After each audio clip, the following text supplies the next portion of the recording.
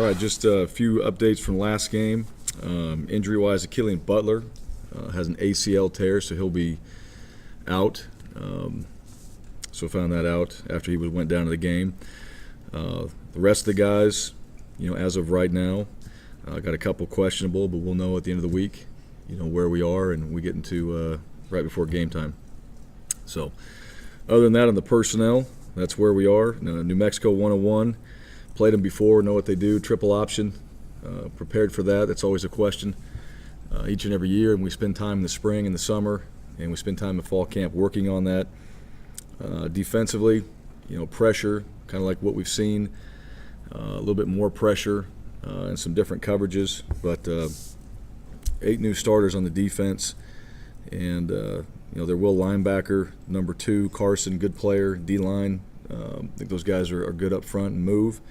Special teams, Jason Bender, their kicker, from what I understand, hasn't missed a field goal since the 3rd game of last year. So that guy has done a really good job and has been sharp. So special teams-wise, a left-footed punter that we're preparing for, and overall watching them play, I think their team speed is good. They're obviously a threat on the offensive side with space and the triple option. Defensively, they're going to try to get after you. In special teams, they play hard and they play fast. So a lot of the same things that we've seen overall personnel-wise, just as far as guys that play hard. We played in 2 games that have been that way, and this will be another one. Short week, turning around quick. I think the guys did a great job of getting back in here and on a late night and starting preparing themselves lifting-wise, mentally preparing, watching film, and then they're back to work today. So they're in there lifting, they're getting ready for practice, and we'll go out there and we'll put the pads back on and we'll start preparing for New Mexico and getting ready for Thursday. So with that, open for questions. I think under the questions category is probably what Brett falls under, but what did happen, and you do not know at this point, or is it something that you truly won't know until later this week? Yeah, we'll know throughout the week. What happened to Brett? Yeah. He got hit. That's what happened. He got hit. It was a free hitter, so a protection issue. What's the most difficult thing about trying to turn around and play a game in 5 days on Thursday? Pros do it. Yeah. And the games on Thursday night have a tendency to be a little bit sloppy. So from both your perspective, their perspective, Sure. What's the hardest things you have to do? Well, it's exactly that. Coming off the road, getting back in late, the turnaround, just one is the recovery time, 2 is the preparation time. Coaches were in putting Washington State to rest, finalizing that, trying to figure out what did we learn. You always want to go back. You want to take your time. What did you learn? What are you going to apply for the week? It's not just about the game. It's about drills. It's about teaching. It's about the whole entire process, and you don't really have that time to do that. What you have time to do is watch it, take a quick, put a quick thought together of what did we learn. Let the players watch it on their own, and you're on to the next game. So the coaches right now, they're still game planning. This is going to be right up to when they go into a script review and right when we go to practice. So you got to be very detailed. You got to be clear, concise with what you're doing as far as install, and then the players, they just got to be mentally ready to go out there and flip the switch, pay attention to what we're seeing this week, and get ready to go play. With New Mexico, I think their last 5 games have had 5 different leading rushers. So when they have different guys, and it's not just 1 or 2 with that system, how hard is that? And what did you see from that backup quarterback when he came in and almost let them back on the comeback the other day? Yeah, well, the backup throws it, and they're in that situation to do that. I don't know a ton about him. As far as the distribution, with the players and all that, it's another way of getting guys in space, creating opportunities. I think good teams do that as far as getting their players the ball, and they spread it out, and there's variety, and that creates issues when you can't just pinpoint 1 or 2 guys. You can say it's this guy, this guy, this guy, and then you got 6, 7 guys that are productive. So differently than the offenses that we've faced, but these guys are similar in the way that they're trying to create space. They're trying to get you in some one-on-one matchups, and so it still comes down to us on defense being in the right position, tackling, and doing what we've been doing. really. We've been in the same kind of space issues. I think we've tackled well. I think we've played fast. That'll be no different. And they just know they have a variety. And I think the reason why they do that is they've got good players, and then they continue to have speed on the field offensively. Kind of a two-parter with Montel. He's obviously played a lot in the first 2 games, so how much of a luxury is it that you guys were able to add a guy like him as late as you did? And then, such a big part of his game is kind of using his legs and trying to improvise and make plays. How do you kind of maybe balance that out with, sometimes having to shut it down too? Right. Well, yeah, I thought our guys and the coaches did a great job of finding him, in the situation that we were in. You find a guy like Montel, not only as a player, and we've talked a lot about him as a person. He's a great fit, great person. Love that he's on this football team. As far as his style of play, he does everything that we ask our quarterbacks to do. He can scramble, and he did that, and he was able to go out there and create some space and opportunities for himself. As far as shutting it down, it's really not shutting it down. It's making good decisions. It's no different. At the quarterback position, you still want to make great decisions. You still have to take care of the football. Those are the key ingredients to being successful at that position. The style, how he plays, part of that is his game. If there's an opportunity to run. And, in the last game, too, I thought Brett did that. Everybody was covered. He wasn't. He took off and ran. We got a big chunk out of it. Montel was able to do that. But the quarterback position is about decision-making. It's about putting us in the right position. And when things break down, you're still making decisions. If you can make something happen, make something happen. If it's not going to go our way, then let's be smart with the ball. If Brett can't go Thursday, your backup probably would be Chase Cord. Yep. Yeah. And so we mentioned that running aspect. There's one play away from having to burn a red shirt and stuff like that. How are you preparing it if that's the situation, and how are you approaching it? I don't know what you could do that. Yeah, well, just like you said, we're preparing it in the way that Chase Cord is playing. So it was no different in the last game when Brett was out.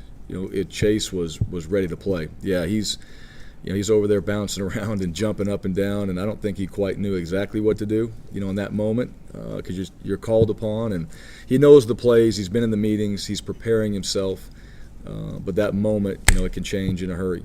And so Chase is going to be taking reps this week and preparing himself to play. And you're absolutely right. If something happens, he's got to go in there and play. Then you're talking about a red shirt guy that you hope you could red shirt, but it's got to be ready to play.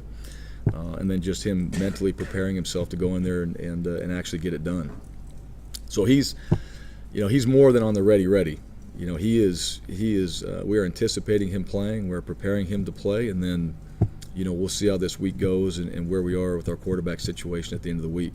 I know you mentioned briefly after the game about Hayden Hogarth, but Yeah. to have him hit a couple of clutch kicks like that, and just maybe take us how you got him here, and just how he kind of worked his way into where he ends up being your starting kicker, because at least not many of us maybe thought he'd be the guy to start the season. Sure. No, he was.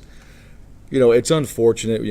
In the game, there were so many things that we did well in that game, and that was one area. I thought the kicking game. Joel had that first kick, and then he kind of settled down, and he was great on the kickoff. I thought our punt, we had a big punt by Quinn towards the end of the game that created massive field position, so that was an advantage. Should have been an advantage. But Hayden was very good. He was very good in all those situations. Had we got the ball at the end there, maybe in the red zone where we had a chance with the fumble, we felt very good that he was going to be in his range. He's just been very consistent. Hayden got here. Hayden was he tells the story. It's probably a better question for him, but he was at a place that he didn't necessarily feel like was the best fit for him, and so he told his story about he went on the internet and he typed up cultures, best cultures in football. I don't think exactly that's what he typed, but it was about cultures in football, and he found Boise State.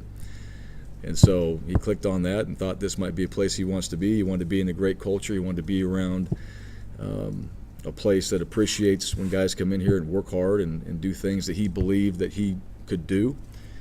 And came in here and he worked extremely hard through spring. So we kind of gave him a tryout. Came in here in the spring and he was okay. And then from spring through summer and into fall camp, something happened, and he just emerged. And we got clear up until the first game, and Joel and Hayden were battling. Those guys were competing in practice, and just felt like Hayden was more consistent at that point. And so he got a chance to go out there and play in the first game, did a good job, and obviously it showed up in this last game as well. What are your thoughts on the culture of quarterbacks in college football, the way that they move around? You benefited certainly with getting Montel in that grad transfer market, but you've experienced it with guys looking to play elsewhere with playing time and all that stuff. What do you feel it's like, and is it as crazy as sometimes it seems? Yeah. Well, I don't know. Here's the thing, and this is not Boise State. This is in general, because I talk to a lot of coaches, and there's a lot of coaches out there that have been quarterback guys, and so we have these conversations and all that. I don't know how much it is the players as it is the outside noise that just they let creep into their head, like you should be doing this, you should be doing that. Even their parents. When you have somebody that's in front of you, whatever happened to learning, preparing, waiting for your opportunity, and you never know. I mean, things can change in a hurry, and you get your shot, and when you get your shot, if you're ready, you take advantage of it. I think guys just get impatient, and I don't think it's necessarily the players themselves. I think players all understand that they need the time, especially at the quarterback position. They need the time, they need the preparation, they need to feel like when they go out there they're truly prepared. I just think outside noise and different things creep in, and guys end up making decisions. And sometimes these guys are young guys. They make emotional decisions and they go places and it works out, and sometimes it doesn't. It's one of those, when you're going to come into a good program, you're going to have other good players, and the quarterback position, unfortunately, for the most part, there's only one that plays the majority of the time, and you have to wait your opportunity. And I think guys that have done that over the years, it shows up. That maturity, it shows up. They're ready to play, and they get their shot. And they all want to play as freshmen, but you might play as a junior, you might play as a senior, and that's all part of it. But the culture in the quarterback position now, all over the place. You see guys, they're going to get into fall camp or into spring ball. If they don't come out as the guy, then they want to go somewhere else. And I don't agree with that. I think you stick things out. I think you keep working because you never know. But I think a lot of it has to do with just the noise and what they hear, and social media, the pressure, and why aren't you playing, and all that stuff. And they're used to doing it, and all of a sudden they're not. That's part of being a competitor and sticking things out. What are the biggest challenges that the Lobos defense present themselves out on the field? Well, I think they have good speed on defense. They pressure you. That's probably the biggest thing. They're going to bring a variety of pressures, and they do a good job of it. They did it to us last year. They pressured us. We hit a few plays into their pressures last season, and so they'll mix that up. They're going to do some different things, but they're not afraid to come after you. And I think they do a good job of mixing it up. So it's just being prepared for all that. The different pressures that you're going to see, the different looks. They're not always doing that. Then they're going to drop 8 back in coverage. So what I saw so far is just a mixture that I think they're balancing themselves out on defense fairly well, and causing a lot of issues for you on offense. New Mexico. Oh, sorry, go ahead. We have 2 mics, huh? You said that you were going to go back and kind of look at that punt play that resulted in that fumble. What did you see after going back and looking at that? And then, I know initially you said that there's noise and stuff on the road. So did crowd lingering around, standing around the end of the game, that help at all? Is that something you could use here maybe, or anything like that? Did their crowd help? Yeah.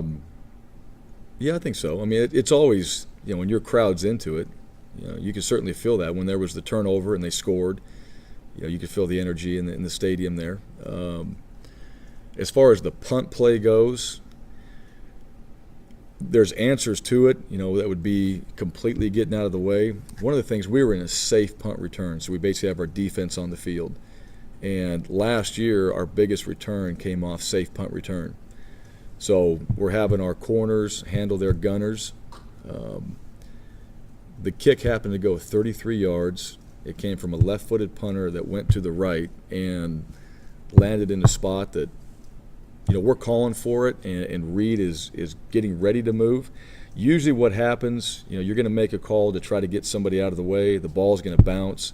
You have a sense of maybe where it's at, and you are darting and getting out of the way. And Reed's in that position where he's hearing it, and it hits him right in the back. So as far as what he was doing, he didn't do anything incorrectly. As far as what we can do, you can really just get everybody out of the picture is really the only answer in that situation. And if you're doing that, all you're going to do is fair catch it. You're going to fair catch it, or you're going to let the ball bounce, and you're just going to take wherever it ends up.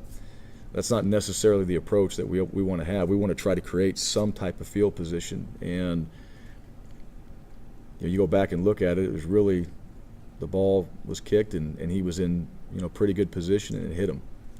Bottom line. The only thing we can do, and our returners know this, is if that does happen and it ricochets, it really, the returner's the only one that's going to know that. And we got to try to go attack and get on the football. But overall, we'll have an answer. Because we understand that this has come up. We've seen it before, and we've worked on it. It's just I thought the way the kick was made and where he was positioned, it was about as perfect as it could get for them to hit one of our guys.